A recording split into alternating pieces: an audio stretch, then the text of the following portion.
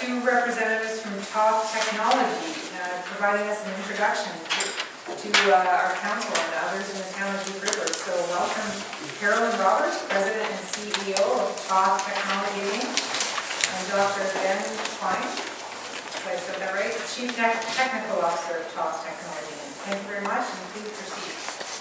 That's great. Well, thank you, Mayor, council members. It's a great honor to be here, and thank you very much for inviting us this evening to tell you a little bit about what we're doing. Our company's name is THOTH Technology. We were founded in 2001. We're a Canadian space and defense company.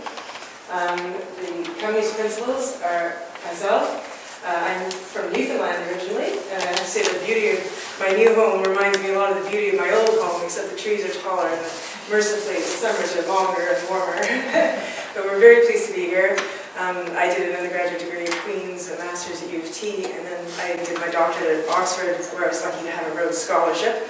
And also lucky enough to meet this guy who's with me this evening, and he's my business partner and spouse, Dr. Brendan Quine. He was also doing his doctorate at Oxford, and we met on the first day. He at the time was working for EADS Astrium, formerly British Aerospace, which is now Airbus, and he was working on guidance control systems for spacecraft, and that's how I got really sucked into the space sector.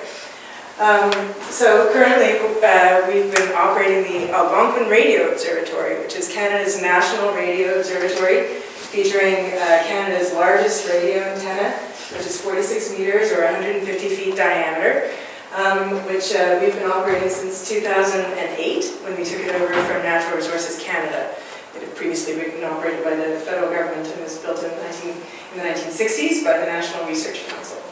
At ARO, we specialize in space situational awareness, which is the object location of all the spacecraft and debris and other objects in geostationary orbits, as well as low Earth orbits, where we're about to release a new service.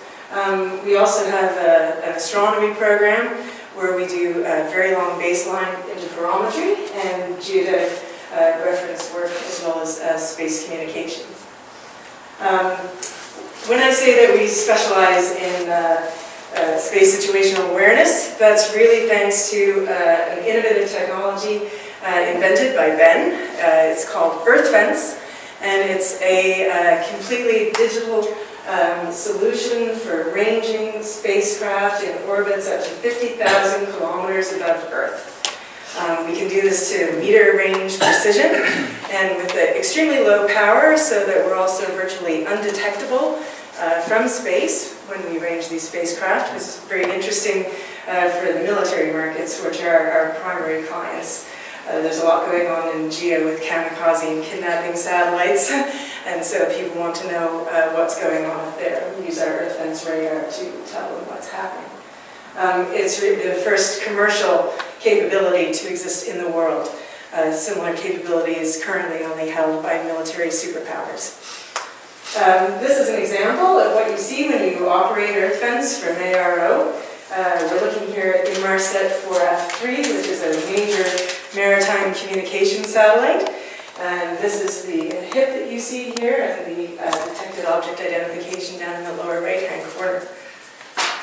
VLBI, so that's very long baseline interferometry. It's a technique that was invented at ARO in 1967, 52 years ago. And it's where you have a big dish like ours and another big dish. In the 1960s, it was the radio telescope in Penticton, 26-meter diameter dish in Penticton that was used in cooperation with the ARO dish to look at pulsars at the same time. And what that does, they correlate the observations against atomic clocks at both locations. And what that does is it really gives you the resolving power equivalent to the distance between the two radio observatories, which is really quite tremendous. And it's a technique that we have revived and brought to new levels using the advantages of internet and high-speed computing, working with the University of Toronto, supported by NSERC, Ontario Centres of Excellence, and now the Ontario Research Fund. In addition to these services, THOTH also specializes in qualification of equipment for spaceflight. We operate the space test facility at York University, where we have a large 2 by 1 meter thermal vacuum chamber where we simulate the environment of space by putting equipment in, sucking out all of the air to recreate the vacuum environment of space, and then cycling the temperature to plus or minus 140 degrees Celsius. And then we also shake the equipment. So together in the space industry, this is called shake and bake. And you do it to your equipment, and if it survives that, then it's probably good to work up there. Just if you go back a slide, this is an example here of the docking target for the ISS that we tested, and we've tested for most of the major programs like the astronaut program.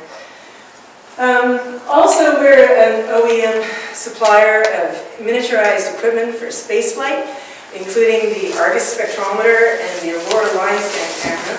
So Argus is a miniature infrared instrument that looks at greenhouse gases from low Earth orbit, from where we can see have a resolution of 1.5 kilometers on the ground, which is sufficient for identifying industrial polluters. So we currently have 3 Argus instruments in space, and there are 2 more going up this year.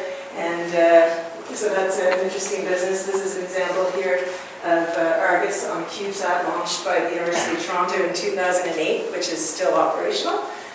And these are the Aurora line scan cameras, which are similar to Argus. They use the same heritage electronics, but a camera for digital imaging. All of these instruments, we have large plans to fly to Mars. And the mission that we're working on is called Northern Light.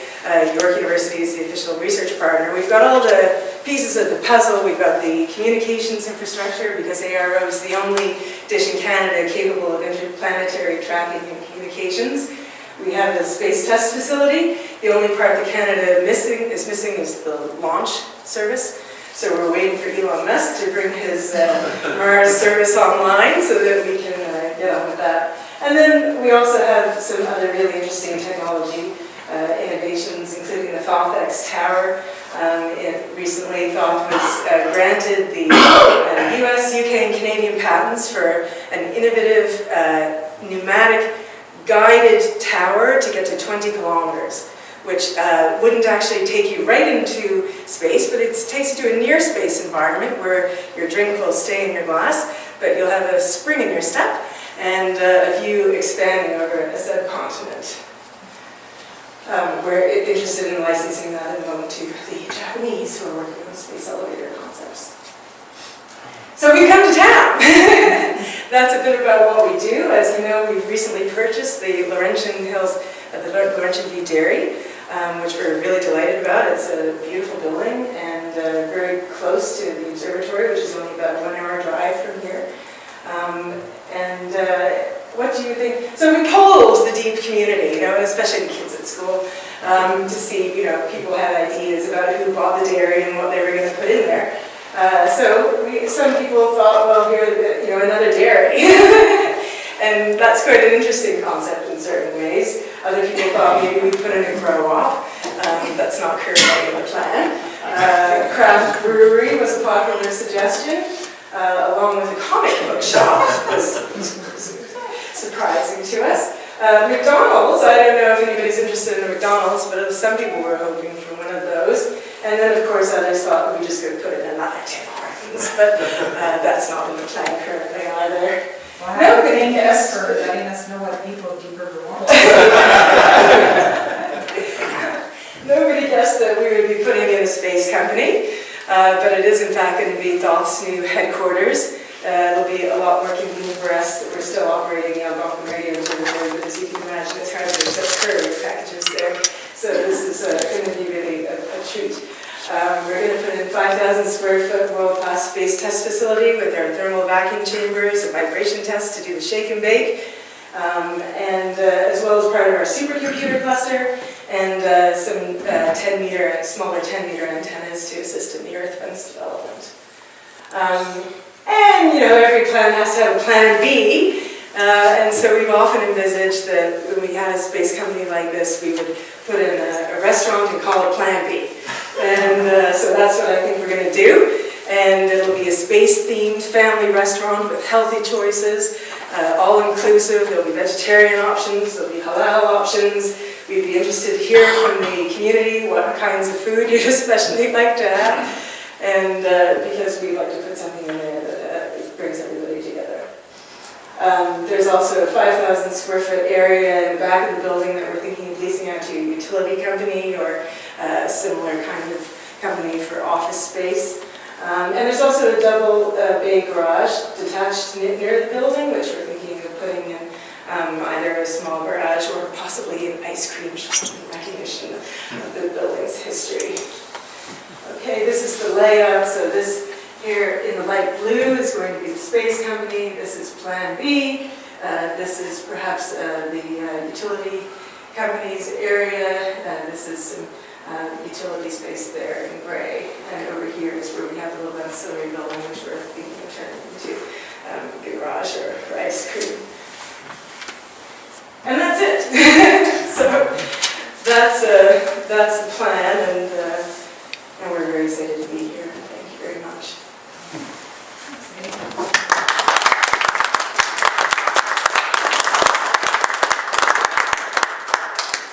Thank you very much, Drs. Roberts and Klein. Does anybody from council have some questions that you would like to ask? I'm lost. Very interested. You're in town now. Is there an outing in Golden Park? I'm sorry? Is there a receiver? Yes, it's in It's in our Algonquin. It's in the middle of Algonquin Park, unknown to most people. There's a 1,500 ton antenna. I'm going to Abbott watch is it. the largest antenna in North America. Construction in 1962. Are you moving down here also? No. It's not going nowhere. So you're setting up all your instruments for your new place now. Are you going to have to open to the public at some point in time to have to look and see what you have there and show and tell? Absolutely. Yeah. Yeah, for sure. We're going to have a viewing area where people can look into the clean room facility and see equipment being tested for space flight. Probably from the restaurant, there's like a viewing angle there to run the windows. So. We just had an event with the moon here this week. Mm-hmm. The eclipse. Whatever, yes. Yes. And it was really nice to see. Mm-hmm. It's part of it. Mm-hmm. Are you going to have something like that, like for one time we used to have telescopes here in town, we go and we watch the planets and see this thing, something stuff like that, kids go and see. I think that's a great idea. We could certainly look at bringing in some optical vision for viewing interesting phenomena like that. There's kids at school, very interesting. Yeah. Thank you. Councillor Hughes. Just roughly timing and what type of staff do you have or plan to have? So the timing is, there are a lot of renovations to be done to the building. We need some refurbishment. So we're certainly going to take the next 9 months or so to work on 6 months to a year. 6 months to a year to bring it up to what we want it to be. But we're hoping that we'll launch sometime next fall is the current objective. Yeah. And staffing. And then staffing, so we're a small company, we have about 10 employees at the moment, but we're also securing Series A venture capital at the moment, so we're going into a growth phase and we'll be hiring more people, but we'll probably still have maybe around the same number as maybe 8 to 10 people in the facility working in the space company, and then the restaurant staff separately. Yeah. Have you reached out to the folks at AECL and CNL to see if have you met them, and is there anything we can do to introduce you? And That would be fabulous. An introduction would be very welcome because we would be interested to talk to them and also see if there's anything that we can do with our environmental simulation chambers that they might need. We're very interested to join the facility to discuss their needs, because we have a lot of analytical equipment that might be of interest as a service to AECL. We have like a balance that weighs something to 1 million to the gram. And if you need one, then... we can certainly try and make those introductions and help you. Thank you. Thank you very much. Any other questions from council? Well, we really appreciate you coming tonight, and certainly very exciting for the town. I know you've unveiled a lot of information for us all. It sounds very high-tech. I got a little bit of it, but That's great. Thank you very much for coming, and please reach out to us if you need to for